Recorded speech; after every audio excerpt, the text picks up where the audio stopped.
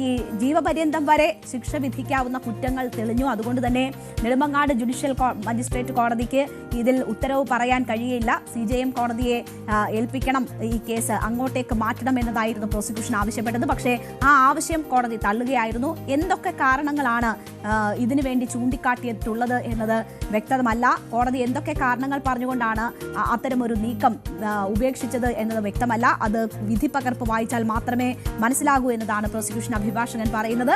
അത് പഠിച്ചതിന് ശേഷമായിരിക്കും എന്താകും തുടർ നടപടികൾ എന്ന കാര്യത്തിൽ കൂടുതൽ തീരുമാനമുണ്ടാവുക. എന്തായാലും പ്രോസിക്യൂഷൻ അഭിഭാഷകൻ ഇപ്പോൾ പുറത്തേക്ക് വന്നു. ആന്റണി രാജുവിന്റെ പ്രതികരണം ഉടൻ ലഭ്യമാകുമെന്നതാണ് നമ്മൾ പ്രതീക്ഷിക്കുന്നത്. അദ്ദേഹം ഈ വിധി കേൾക്കാനായി കോടതിക്കുള്ളിൽ ഉണ്ടായിരുന്നു. അദ്ദേഹം മാധ്യമങ്ങളെ കാണും എന്ന് പ്രതീക്ഷിക്കുകയാണ്. അദ്ദേഹത്തിന്റെ പ്രതികരണത്തിനായി കാക്കുകയാണ്. തൊണ്ടിമുതൽ കേസിൽ 3 വർഷം തടവിന് ശിക്ഷിക്കപ്പെട്ടതോടുകൂടിയാണ് ആന്റണി രാജുവിന്റെ നിയമസഭാംഗത്വം ഇപ്പോൾ റദ്ദായിരിക്കുന്നത്. നിയമസഭാംഗത്വം ജനപ്രാതിനിധ്യ നിയമപ്രകാരം റദ്ദായിരിക്കുന്നു. ആന്റണി രാജുവിന്റെ നിയമസഭാംഗത്വം 2 വർഷത്തിൽ കൂടുതൽ തടവ് ശിക്ഷ വിധിക്കപ്പെട്ടാൽ സ്വാഭാവികമായും റദ്ദാകും നിയമസഭാംഗത്വം. ആ നിലയിലാണ് അദ്ദേഹത്തിന്റെ നിയമസഭാംഗത്വം ഇപ്പോൾ റദ്ദാക്കപ്പെട്ടിരിക്കുന്നത്. അദ്ദേഹത്തിനെതിരെ വലിയ ശക്തമായ പ്രതിഷേധ പരിപാടികൾ മറ്റ് രാഷ്ട്രീയ പാർട്ടികൾ ആരംഭിക്കുകയും ചെയ്തിരിക്കുന്നു. പ്രതിപക്ഷ പാർട്ടികൾ ആരംഭിക്കുകയും ചെയ്തിരിക്കുന്നു. കോടതിക്ക് മുന്നിൽ തന്നെ, പ്രധാന കവാടത്തിന് മുന്നിൽ തന്നെ കോൺഗ്രസിന്റെ നേതൃത്വത്തിൽ വലിയ രീതിയിലുള്ള പ്രതിഷേധമാണ് നടന്നുവരുന്നത്. ഇപ്പോൾ വി അരുൺ നമുക്കൊപ്പം വീണ്ടും ചേരുന്നുണ്ട്. അരുൺ, ഈ പ്രോസിക്യൂഷൻ അഭിഭാഷകൻ മാധ്യമങ്ങളെ കാണുകയായിരുന്നു. അദ്ദേഹം പറയുന്നത് ഇതുവരെ വ്യക്തമാക്കിയ കാര്യം വെച്ചിട്ട് പ്രോസിക്യൂഷന് അപ്പീൽ പോകാനുള്ള സാധ്യതയില്ല എന്നാണ് മനസ്സിലാകുന്നത്. പക്ഷേ ജീവപര്യന്തം വരെ തടവ് ശിക്ഷ ലഭിക്കാവുന്ന കുറ്റങ്ങളാണ് ആന്റണി രാജുവിനെതിരെ തെളിഞ്ഞിരിക്കുന്നത്. എന്തുകൊണ്ടാണ് ഈ സാഹചര്യത്തിൽ ഈ ആദ്യ പ്രതികരണങ്ങളിൽ അപ്പീൽ പോകും എന്ന ഒരു സൂചന പ്രോസിക്യൂഷൻ നൽകാത്തത്?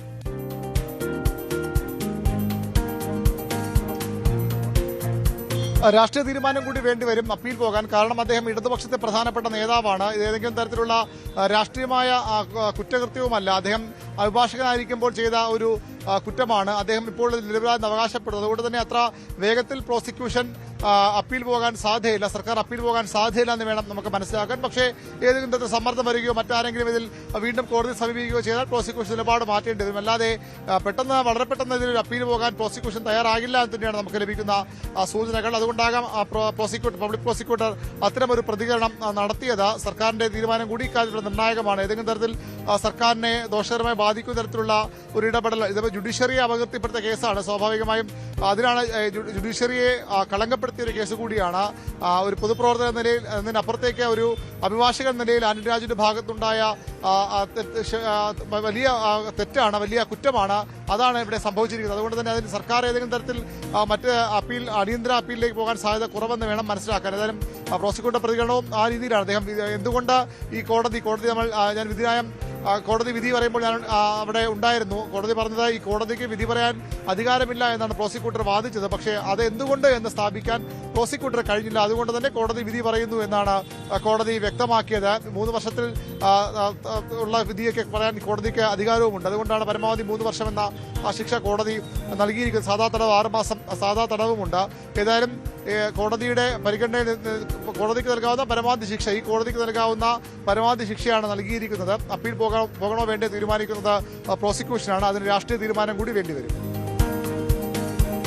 അരുണാണ് വിവരങ്ങൾ നൽകിയത്. എന്തുകൊണ്ട് പ്രോസിക്യൂഷൻ അഭിഭാഷകൻ അപ്പീൽ എന്ന സാഹചര്യം ചൂണ്ടിക്കാട്ടുന്നില്ല എന്ന് ഉള്ള സംശയമാണ് ഇപ്പോൾ നിലനിൽക്കുന്നത്. അതിൽ വി അരുൺ റിപ്പോർട്ട് ചെയ്യുന്നത് അത് സർക്കാരിന്റെ നയപരമായ തീരുമാനത്തിന്റെ ഭാഗമായിട്ടാകും അങ്ങനെ അപ്പീൽ പോകണമെങ്കിൽ അത് തീരുമാനിക്കപ്പെടുക. ഘടകകക്ഷി നേതാവാണ്. ആ ഒരു സാഹചര്യത്തിൽ അത്തരം നീക്കങ്ങൾ വളരെ പെട്ടെന്ന് ഉണ്ടാകാനുള്ള സാധ്യതയില്ല എന്നതാണ് ചൂണ്ടിക്കാണിക്കപ്പെടുന്നത്. ഇവിടെ കോടതിയുടെ ഭാഗത്തു നിന്ന് ഇപ്പോൾ നെടുമങ്ങാട് ജുഡീഷ്യൽ മജിസ്ട്രേറ്റ് കോടതിക്ക് നൽകാൻ കഴിയുന്ന പരമാവധി ശിക്ഷയാണ് ഈ കേസുമായി ബന്ധപ്പെട്ട് ഇപ്പോൾ വിധിച്ചിരിക്കുന്നത്. അത് 3 വർഷം തടവ് എന്നുള്ളതാണ്. പക്ഷേ ജീവപര്യന്തം വരെ തടവ് ലഭിക്കാവുന്ന കുറ്റങ്ങൾ അദ്ദേഹത്തിന് മേൽ തെളിഞ്ഞിട്ടുള്ള ഒരു സാഹചര്യമുണ്ട്.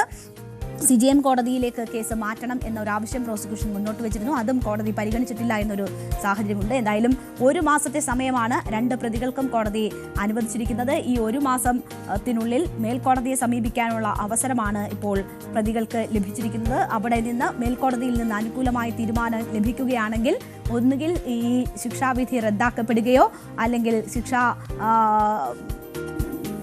ഇളവ് ലഭിക്കുന്ന സാഹചര്യങ്ങളോ മറ്റോ ഉണ്ടാവുകയാണെങ്കിൽ അവർക്ക് ആശ്വാസകരമാകും.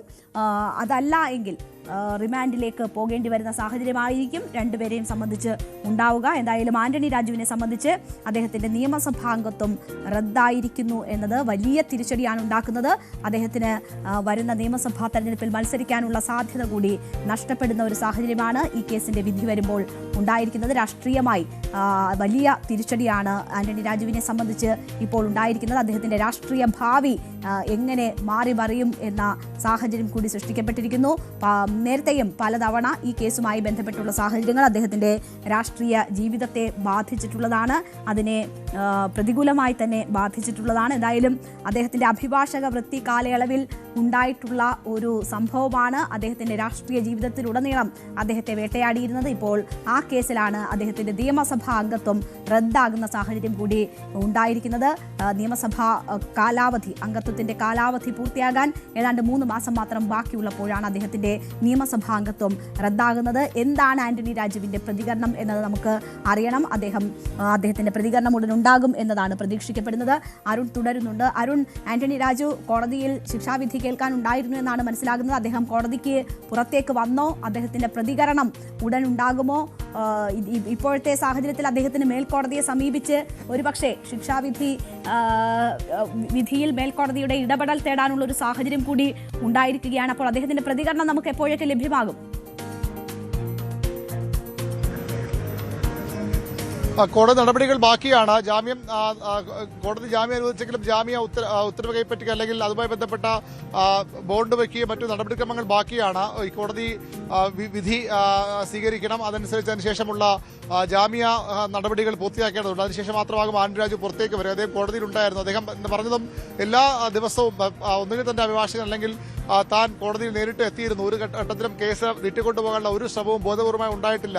ഇന്നും അദ്ദേഹം രാവിലെ ഉണ്ടായിരുന്നു. അതിനുശേഷം ഉച്ചയ്ക്ക് സ്വാഭാവികമായ കുറ്റക്കാത കണ്ടെത്തൽ പിന്നീട് അദ്ദേഹത്തിന് ഇവിടെ തുടരേണ്ടി വരും. അങ്ങനെ അദ്ദേഹം ഉച്ചയ്ക്ക് ശേഷവും ഈ വിധി പറയുമ്പോഴും അവിടെ ഉണ്ടായിരുന്നു. വിധി പറയുമ്പോൾ പ്രതി അവിടെ ഉണ്ടാകണമെന്ന് തന്നെയാണ് നിയമം. അതിനിടെ അദ്ദേഹം ഉണ്ടായിരുന്നു. ഇപ്പോൾ ജാമ്യ നടപടികൾ പൂർത്തിയാക്കാൻ അദ്ദേഹം കോടതി ഹാളിൽ തുടരുകയാണ്. കോടതിയുടെ ഓഫീസ് ഹാളിൽ തുടരുകയാണ്. ജാമ്യ നടപടികൾ പൂർത്തിയാക്കി അദ്ദേഹത്തിന് പുറത്തേക്ക് വരാൻ കഴിയുക. അദ്ദേഹത്തിന് 2 പ്രതികൾക്കും പുറത്തേക്ക് വരാൻ കഴിയുകയുള്ളൂ. സ്വാഭാവികമായി അദ്ദേഹം അധികം വൈകാതെ അപ്പീൽ പോകും. 1 മാസത്തെ ഒരു മാസത്തേക്കാണ് കോടതി ജാമ്യം അനുവദിച്ചിരിക്കുന്നത്. 1 മാസത്തിനുള്ളിൽ പ്രതികൾക്ക് മേൽക്കോടതിയിൽ ജാമ്യം പോകാം. അത് 2 രീതിയിൽ പോകാം. ഒന്ന്, ഈ കേസ് വിധി തന്നെ റദ്ദാക്കാൻ ആവശ്യപ്പെട്ട് മുന്നോട്ട് പോകാം, അല്ലെങ്കിൽ അത് സ്റ്റേ ചെയ്താൽ മുന്നോട്ട് പോകാം. ഈ ആന്റണി രാജു സംബന്ധിച്ച പൊതുപ്രവർത്തകനാണ്. അദ്ദേഹത്തെ തെരഞ്ഞെടുപ്പിൽ മത്സരിക്കണമെങ്കിൽ വേണ്ടത് ഈ കോടതി ഈ വിധി റദ്ദാക്കുക മാത്രമല്ല, തെരഞ്ഞെടുപ്പിൽ മത്സരിക്കുന്നതിൽ വിലക്ക് നീക്കി എന്നത് കൂടി കോടതിയുടെ വിധി വരേണ്ടതുണ്ട്. 2 കാര്യങ്ങളിൽ അദ്ദേഹത്തിന് അനുകൂല വിധി കോടതിയിൽ ഉണ്ടാകണം. ഒന്ന്, ഈ ശിക്ഷാ വിധി കോടതിയുടെ ഉത്തരവ്, നെടുമങ്ങാട് കോടതിയുടെ ഉത്തരവ് മേൽക്കോടതി സ്റ്റേ ചെയ്യണം. അതിനൊപ്പം തന്നെ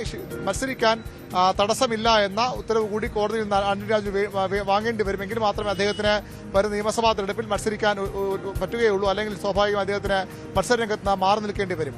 രേണുക, ആന്റണി രാജുവിനെ സംബന്ധിച്ച് വലിയ തിരിച്ചടി നേരിട്ടിരിക്കുകയാണ്. തൊണ്ടി മുതൽ തിരുമറി കേസിലാണ് ആന്റണി രാജുവിന് 3 വർഷത്തെ തടവ് ശിക്ഷ വിധിച്ചിരിക്കുന്നത്. അദ്ദേഹത്തിന് ജാമ്യം അനുവദിച്ചിരിക്കുകയാണ്. ജാമ്യത്തിന്റെ നടപടികൾ പൂർത്തിയാക്കിയതിനു ശേഷമായിരിക്കും ആന്റണി രാജു കോടതി മുറിയിൽ നിന്ന് പുറത്തേക്ക് വരിക. അതിനുശേഷമായിരിക്കും അദ്ദേഹത്തിന്റെ പ്രതികരണം ലഭ്യമാവുക. നേരത്തെ മാധ്യമങ്ങളെ കുറ്റക്കാരനെന്ന് കണ്ടെത്തിയതിനു ശേഷം മാധ്യമങ്ങളെ കാണുമ്പോൾ താൻ തെറ്റൊന്നും ചെയ്തിട്ടില്ല എന്നതായിരുന്നു അദ്ദേഹത്തിന്റെ പ്രതികരണം. ഇപ്പോൾ അദ്ദേഹത്തിന്റെ നിയമസഭാംഗത്വം റദ്ദാക്കപ്പെട്ടിരിക്കുന്ന ഒരു സാഹചര്യമാണ് ഉണ്ടായിട്ടുള്ളത്. അദ്ദേഹത്തിന്റെ രാഷ്ട്രീയ ഭാവി സംബന്ധിച്ചുള്ള ചോദ്യങ്ങൾ ഉയരുകയാണ്. ആ സാഹചര്യത്തിൽ അദ്ദേഹത്തിന്റെ പ്രതികരണം നമ്മൾ കാക്കുകയാണ്.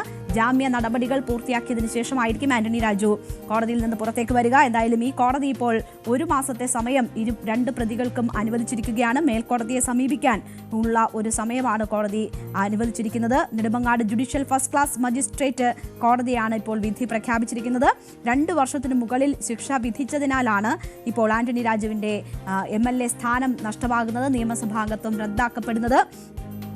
ഈ കോടതിക്ക് വിധിക്കാൻ കഴിയുന്ന പരമാവധിയായിട്ടുള്ള ശിക്ഷയാണ് ഈ കേസുമായി ബന്ധപ്പെട്ട് ഇപ്പോൾ വിധിച്ചിരിക്കുന്നത്. ആന്റണി രാജുവിനെ സംബന്ധിച്ച് 2 വർഷത്തെ കൂടുതൽ ശിക്ഷ ലഭിച്ചതിനാൽ അദ്ദേഹത്തിന്റെ നിയമസഭാംഗത്വം റദ്ദാകും.